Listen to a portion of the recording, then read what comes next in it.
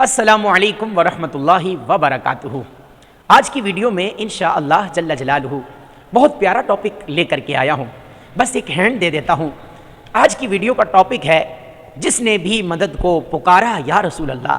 تفصیلات عرض کرتا ہوں آگے بڑھنے سے پہلے، میرے اس چینل کو سبسکرائب کر دیجئے اور ساتھ میں لگے نوٹیفیکیشن کو بھی آل پر کلک کر دیجئے۔ انشاءاللہ میرا اور آپ کا یہ پیار بھرا رشتہ برقرار رہ سکے گا۔ کیا تفصیل ہے ویڈیو میں، آئیے سنتے ہیں۔ ناظرین کرام، اللہ کریم بے شمار صفات و کمالات کا جامع ہے۔ اس کی ایک صفت یہ بھی ہے کہ وہ تمام مخلوق کا فریاد رس، ان کی ضروریات اور سوالات کو پورا فرمانے والا ہے۔ دکھ درد اور پریشانیوں کی ماری مخلوق اسے پکارتی اور اپنی من مانی مرادیں پاتی ہے۔ اللہ رب العزت جل جلالہ نے مخلوق میں سے اپنے پسندیدہ اور برگزیدہ بندوں کو بھی یہ اختیارات عطا فرمائے ہیں کہ وہ مخلوق کے کام آتے، اللہ کی عطا سے ان کی فریادیں سنتے اور ان فریادوں کو پورا بھی کرتے ہیں۔ یاد رہے، ہم اہل اسلام کا عقیدہ و ایمان ہے کہ حقیقی طور پر مدد کرنے والا صرف اللہ کریم ہی ہے، باقی سب اس کی عطا اور کرم ہی سے مدد کرتے ہیں اور کر سکتے ہیں، اور یہ قرآن و حدیث سے یہ عقیدہ بالکل واضح طور پر ثابت ہے۔ چنانچہ اللہ رب العزت جل جلالہ پارہ 28 سورۃ التحریم آیت نمبر 4 میں ارشاد فرماتا ہے، فَإِنَّ اللَّهَ هُوَ مَوْلَاهُ وَجِبْرِيلُ وَصَالِحُ الْمُؤْمِنِينَ وَالْمَلَائِكَةُ بَعْدَ ذَلِكَ ظَهِيرٌ۔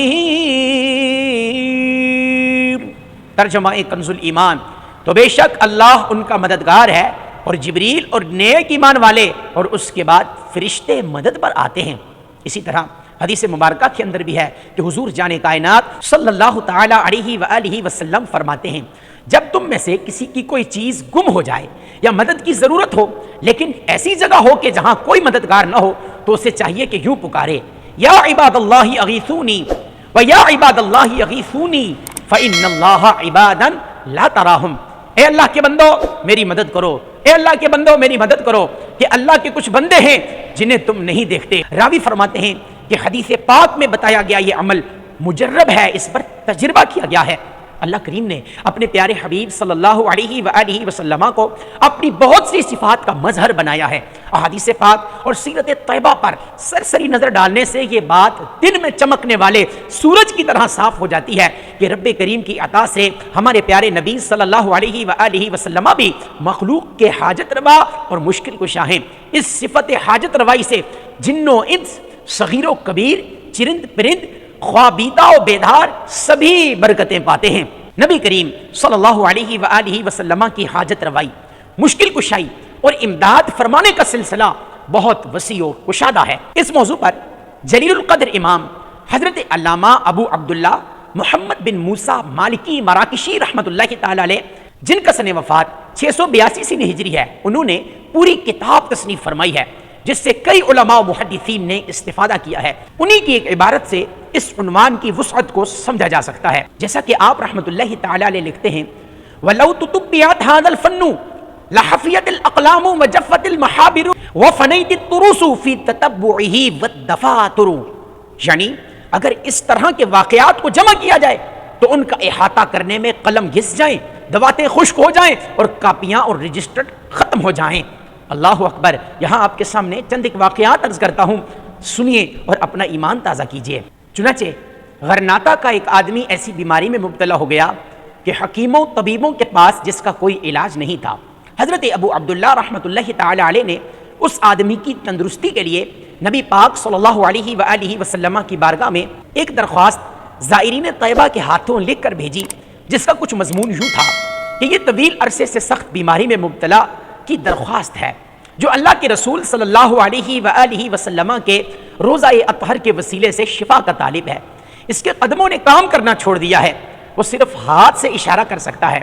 یا خاتم المرسلین، اے شفاعت فرمانے والے، یہ ایک ایسے بیمار کی درخواست ہے جس کا دل رو رہا ہے اور نگاہیں شرم کی وجہ سے جھکی ہوئی ہے۔ آپ کی ظاہری حیات اور اس کے بعد بھی ہم آپ سے پر امید ہیں کہ آپ یقینی خطروں کو بھی دور فرما دیں گے۔ ناظرین، جو ہی وہ قافلہ روزہ اطہر پر حاضر ہوا اور درخواست میں لکھے اشعار پڑھے گئے تو وہ بیمار بالکل درست و توانا ہو گیا۔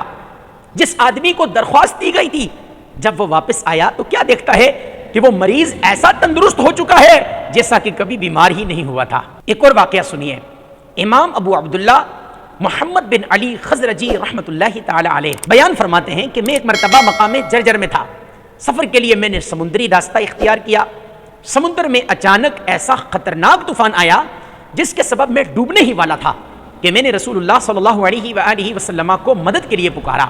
اچانک غیب سے ایک لکڑی دکھائی دی جس کے ذریعے میں کنارے تک پہنچ گیا۔ آگے فرماتے ہیں نجانی اللہ باستغاثتی بالنبی، اللہ پاک نے مجھے اپنے حبیب سے استغاثہ کرنے کے سبب نجات عطا فرمائی۔ محترم ناظرین، حضرت سیدنا شیخ ابو عبداللہ حسین رحمۃ اللہ تعالی علیہ اپنا واقعہ بیان فرماتے ہیں کہ میں شام کے شہر حمص میں مقیم تھا۔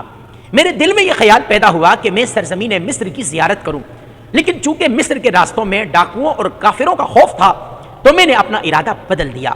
یوں 1 سال تک سفر ملتوی رہا۔ ایک بار میں سو رہا تھا کہ میری قسمت جاگ اٹھی۔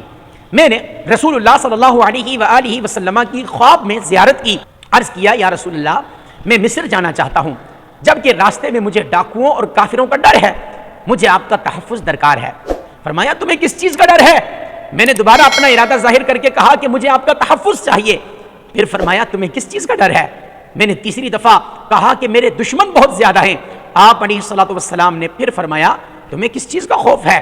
گویا آپ فرما رہے ہو کہ میں تمہارا فریاد رس ہوں، پھر تمہیں کس چیز کا ڈر ہے؟ اتنے میں میری آنکھ کھل گئی۔ پھر میں نے حمص سے مصر تک کا سفر اس حال میں کیا کہ میرے دل میں خوف کے بجائے اب صرف سکون ہی سکون تھا، اور اپنے ساتھیوں کے ساتھ خوشی خوشی اپنے مقام تک پہنچ گیا۔ حضرت حکیم الامت مفتی احمد یار خان نعیمی رحمۃ اللہ تعالی علیہ لکھتے ہیں کہ آج حضور علیہ الصلوۃ والسلام کے دروازے پر ہر شخص اپنی بولی میں حضور سے فریادیں کرتا ہے، کوئی ترجمان درمیان میں نہیں ہوتا، سب کی سنتے سمجھتے ہیں، سب کی فریاد رسی کرتے ہیں۔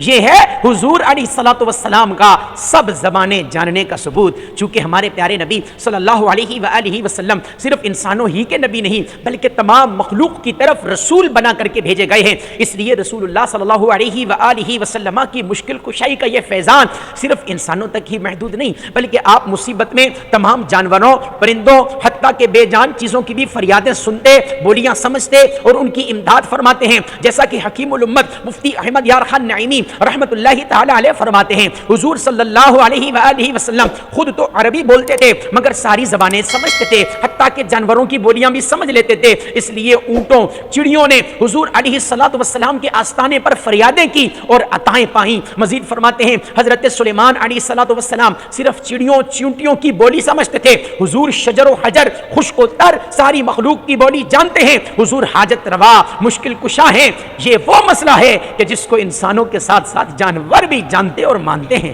سبحان اللہ، پریشان حال اونٹوں، ہرنیوں اور چڑیوں کی داد رسی کے کئی واقعات محدثین کرام نے اپنی کتابوں میں ذکر فرمائے ہیں۔ میرے اعلیٰ حضرت علیہ رحمہ فرماتے ہیں نا، ہاں یہی کرتی ہیں چڑیاں فریاد، ہاں یہی چاہتی ہے ہرنی داد، اسی در پر شتران ناشاد گلائے رنج و عنا کرتے ہیں۔ محترم ناظرین کرام، شارح بخاری حضرت امام احمد بن محمد قسطلانی رحمۃ اللہ تعالی علیہ جن کا سن وفات 923 ہجری ہے، اپنا ایک واقعہ بیان کرتے ہیں کہ ایک دفعہ مجھے ایسی بیماری لگی جس کے علاج سے تمام ڈاکٹروں نے جواب دے دیا، میں کئی سال تک اس مہلک بیماری میں مبتلا رہا۔ ایک بار میں مکہ شریف حاضر ہوا، بارگاہ رسالت میں شفا یاب ہونے کے لیے استغاثہ پیش کیا۔ اس دوران میری آنکھ لگ گئی، خواب میں ایک شخص آیا جس کے پاس کاغذ تھا، اس میں یہ عبارت لکھی ہوئی تھی، ھذا دواء دائی احمد بن القسطلانی من الحضرۃ الشریفۃ بعد الاذن الشریف، یعنی یہ دوا بارگاہ رسالت سے احمد بن قسطلانی کی بیماری کے لیے ہے۔